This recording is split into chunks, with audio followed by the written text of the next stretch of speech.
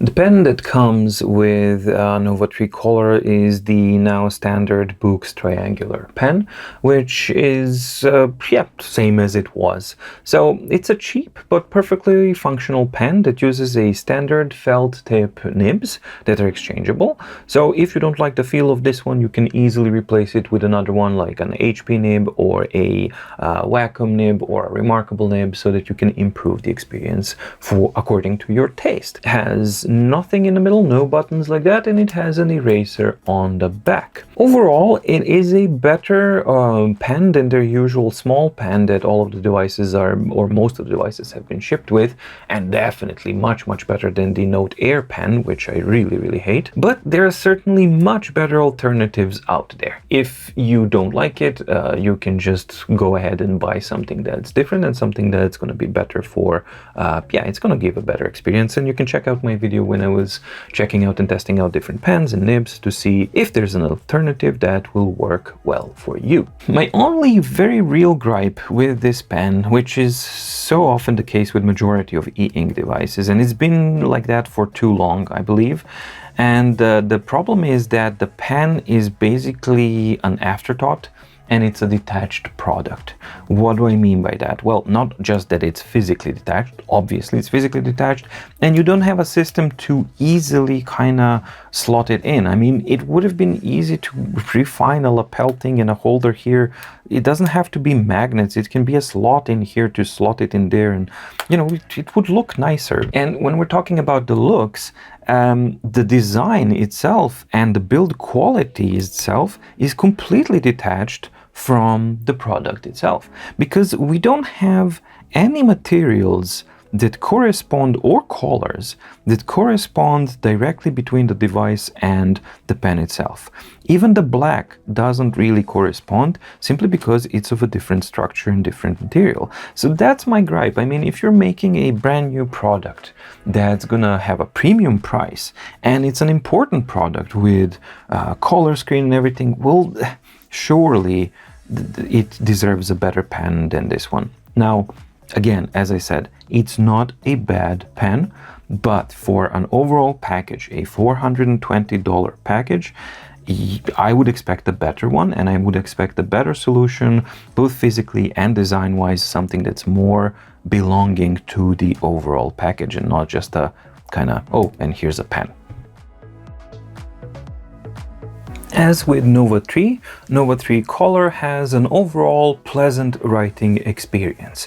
So it's not the best one out of all, so definitely inferior to the likes of Remarkable 2, Supernote A5X or QuirkLogic paper, but also way superior to the traditional super glossy type of a surface and a plastic nib on top. So it sits somewhere comfortably in the middle between let's say iPad writing experience and the Remarkable 2 / Supernote or whichever types of writing experiences.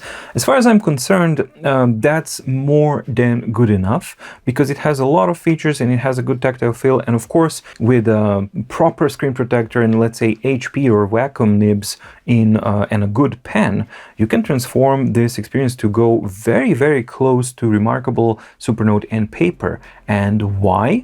Well, because of one very surprising result. Nova Tricolor is actually significantly faster than Nova 2 or Nova 3 or Note 3 or Note Air as far as writing latency goes. Now, how much faster? Well, check it out. It is now with the top 3. Realistically, the difference between the paper and the Nova 3 is negligible. They are both at 42 milliseconds speed, which is incredibly fast. However, one note here. This speed is only for the black and white pen, or basically the black ink. The color ink is slower, and it is significantly slower, and then it actually goes down to speeds that we had from before, and it's actually 60-ish milliseconds. So there is this kind of an important difference to keep in mind, that not only is the resolution or the density resolution of the color strokes lower than the black ones at 100 ppi, but it's also by a third slower. So it's a weird combination. You definitely do have colors on it, which is a great thing, and performance-wise, you actually get better black ink performance than on Nova 3. Go figure. But then again, the color performance is lower and blah, blah, blah, blah, blah. But for me, it's certainly an interesting thing to see. Now, it remains to be seen, is this a benefit of the new screen and the Wacom layer that they're using on top, or just how it's been implemented? Or is it something that version 3.1 has brought to the table? I'll be testing that out when I'm doing the general overview of the Boox version 3.1 on my Note Air, and then I'll see, has the Note Air latency improved as well to this number or not. But either way, this is certainly really good news, and as I said, in a combination with a good screen protector, good nib, and a better pen, then we are getting to more than okay writing experience, especially as far as the black and white speed and latency and comfort actually goes. That being said, the biggest addition is, of course, the color palette and the ability to write, sketch, mark up documents, and do all of these things in a wide color palette. And I have to say that under specific conditions, when you're outside, when it's well lit and all of these kinds of things, like direct sunlight during daytime and in a room with a lot of windows or outside, the ability to write and sketch in colors is actually quite nice.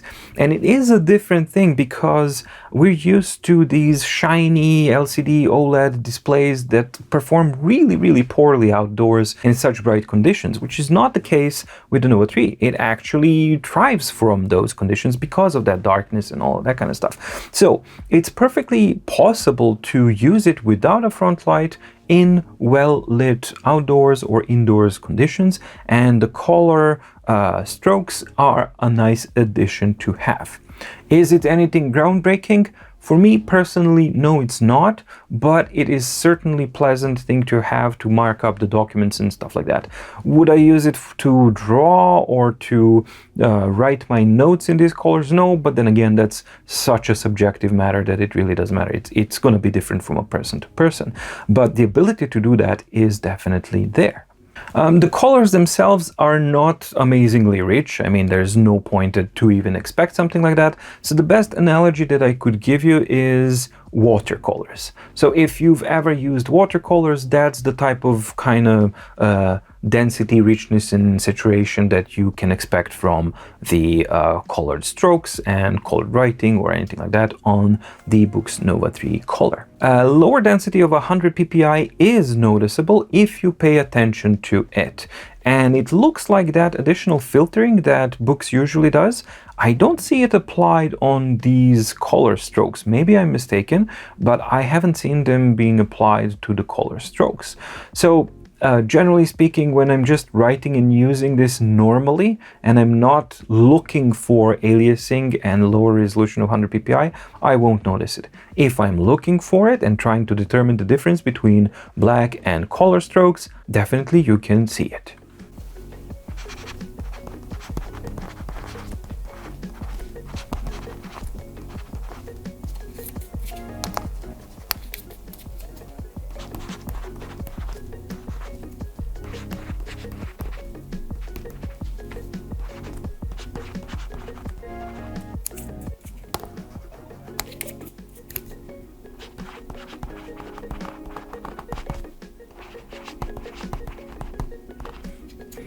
The problem lies, as usual, when you go indoors into darker conditions. You need to turn that front light on because the panel is darker than normal, which is fine, but then again, we just have that bluish light which tints things in a weird way. I miss the amber light. I really do miss that amber light. And especially when I compare them back to back next to each other, I mean the dual front light, just the comfort level of that front light compared to this one, just the blue one, is much, much superior on the Nova 3 and Nova 2 as well. As far as writing goes, that's where we hit into a little bit of a snag, as expected, because more front light you use, more washed out and more pale these colors will be, and I wouldn't have a problem with that. That's not a huge issue because, you know, new technology and stuff like that, it's something I could live with. But the thing that is definitely a issue that you run into is the ghosting. Now, again, this ghosting is not as bad on black ink. So if you're using it as a monochrome device, then you don't have that problem of horrible ghosting and things like that. Plus, you get it faster.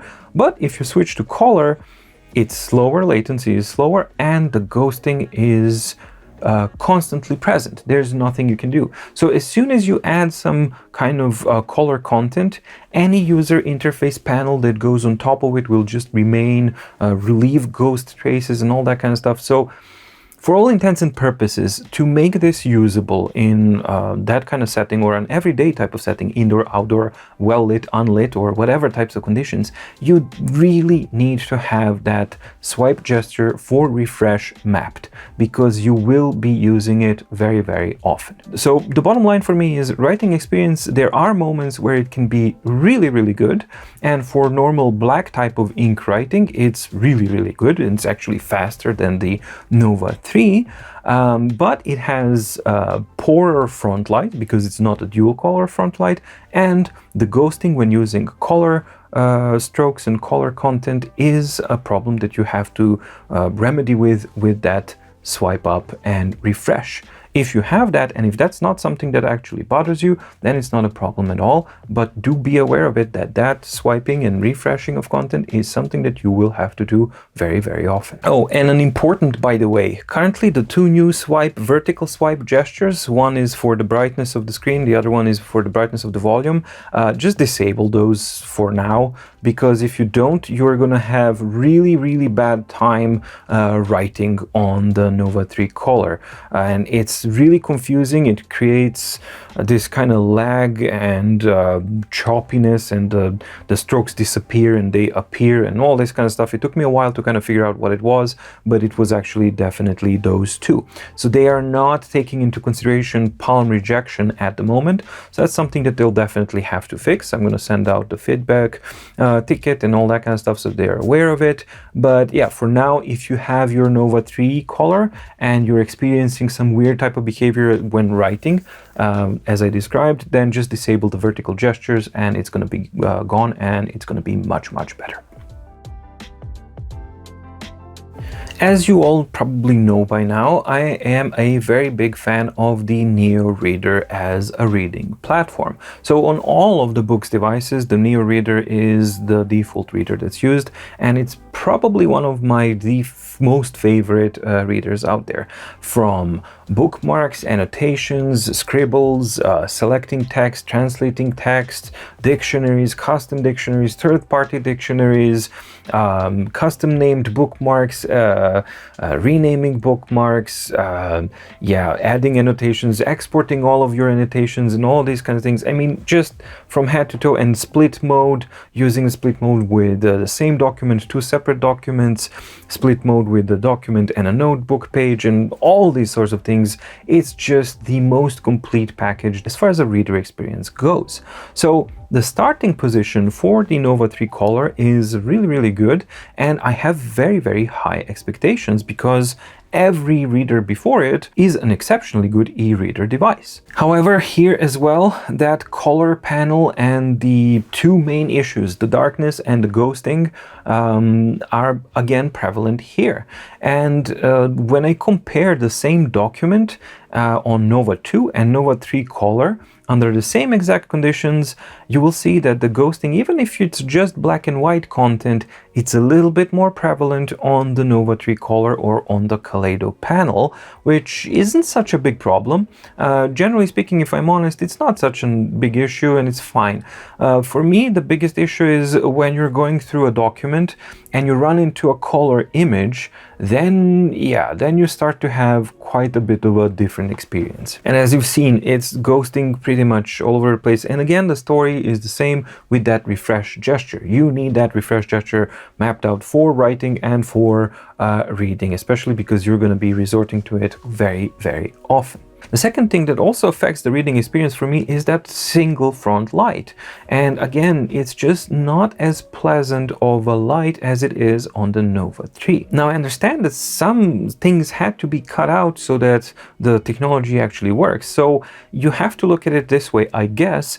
In order to get the color, you have to get a darker screen, a bit more ghosting, and a poorer front light. If you are really depending on color content, then that's not going to be a big problem, because viewing it and reading it in nicely lit conditions is a good experience. Don't get me wrong, it's very, very pleasant, and it's a new experience to actually be able to read in direct sunlight without the glare, without the light or anything like that.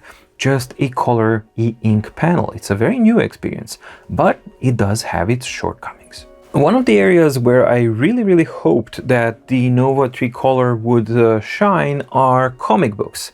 So when I tested it with the Comixology, or the comics I think they're called now, again the same thing happened, which is the ghosting of the panel itself.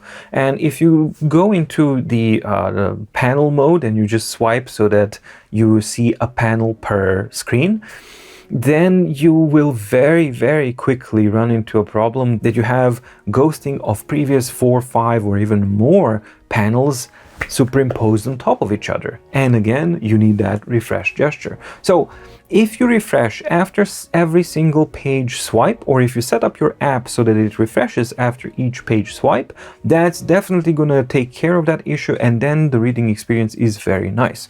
If you don't mind that you actually swipe and then refresh, then that also is perfectly fine, and you're going to have a nice experience. The only place where you can't really kind of help it that much is the menus. And whenever you actually superimpose a menu on top of a color image or color content, and that menu goes away, you will have that ghosting again, and you will have to refresh again so that you can have a clean image. But when you do have a clean image, the colors are nice, they are crisp, the content is very nice to watch, and again, it's getting there. It's just that ghosting that's very problematic.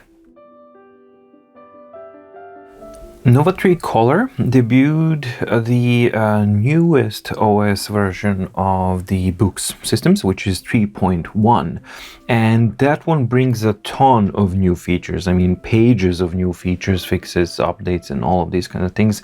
Way more than I am able to actually cover in this video. So there's going to be a separate video dedicated just for that. So that in mind, I'm just going to do like a short list of my favorite ones. And just so you know, the update version 3.1 has already rolled out to all Android 10 powered Boox devices. So that would be Max Lumi, Nova 3, Note 3, Note Air, and probably Poke 3 as well.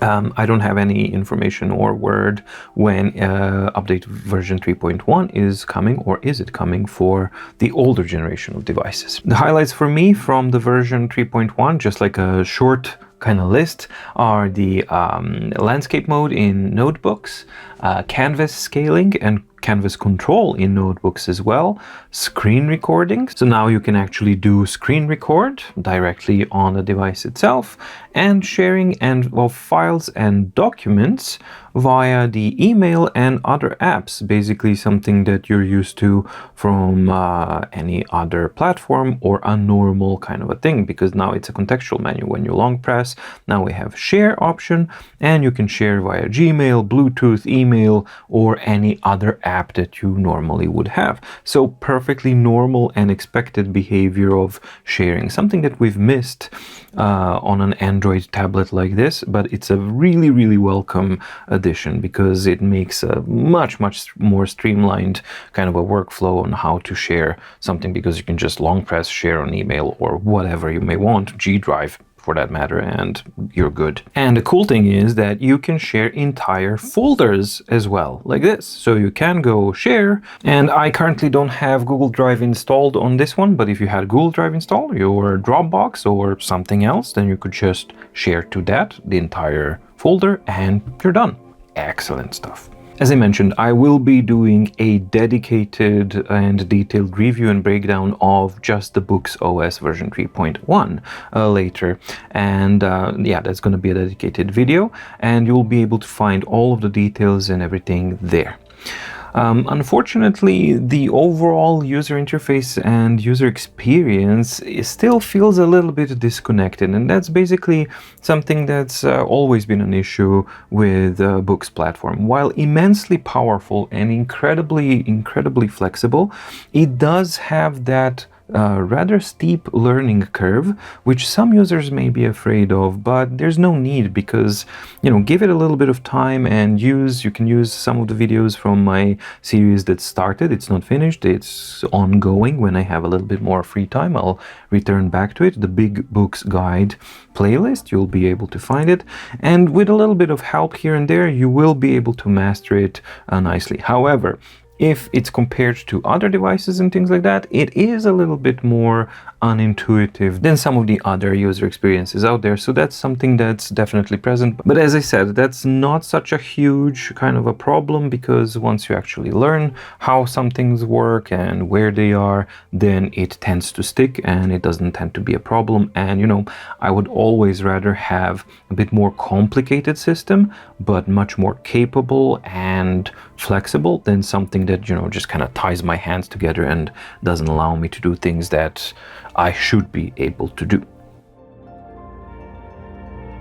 Considering that the Nova 3 Color is an identical device inside, apart from the screen itself, as the Nova 3, the peripherals functionality is exactly the same as in Nova 3, so Bluetooth, keyboards, mice or speakers or things like that, you can hook it up, it works without a problem. USB OTG functionality for storage and peripherals works, so a USB stick over a USB hub actually works perfectly fine, same as it did on Nova 3, and yeah, the keyboard worked and the mouse actually worked. What didn't work was HDMI out, that didn't work, and LAN didn't work. So pretty much exactly the same situation as on Nova 3. If you're interested in seeing more in depth how that testing worked, you can check out my Nova 3 review and the USB OTG section to see more details there. While it may seem like a very tempting proposition or an idea to use the Nova 3 as a 7.8-inch external e-ink monitor for your computer, for example, please refrain from doing so, because the experience is not going to be nice. It's just the ghosting is so prevalent that I don't think this is something that can be used. Plus, it is a 4096 color panel, and there's no real downsampling from 16 million colors which are coming into it. So color dithering is also going to be an issue. Altogether, not something that I would even try. One of the things that I was hoping that the Nova 3 Color would be able to do, because some of the devices were able to do that, is reliable screencasting. But unfortunately, the only place where I was able to reliably screencast was my TV. Now, for whatever reason, with the PC itself, it was just not really kind of cooperating at all, and the same setup was done without a hitch with the Lenovo Tab P11 Pro and with my phone as well. So I then went out to kind of test out, is it a Nova 3 a specific kind of thing, but I tried with my Note Air then as well, and now the Note Air is also kind of sketchy. So it looks like that since update to version 3.1, that it just messes up the compatibility with screencasting, because I was able to do that normally with my Note Air for a very long time without any kind of issues, but now since I updated to version 3.1, I am no longer able to do that. So I'm hoping that the issue is simply some kind of a compatibility thing that's been introduced with the update 3.1, and once that's resolved, then it is going to be a really cool thing, because when I was able to actually connect with the screencast to the TV, then it was really good and it worked really nice, snappy, and you could see how snappy the device was. However, currently we have that kind of incompatibility issue, and it is difficult to establish a screencast with a PC, for example.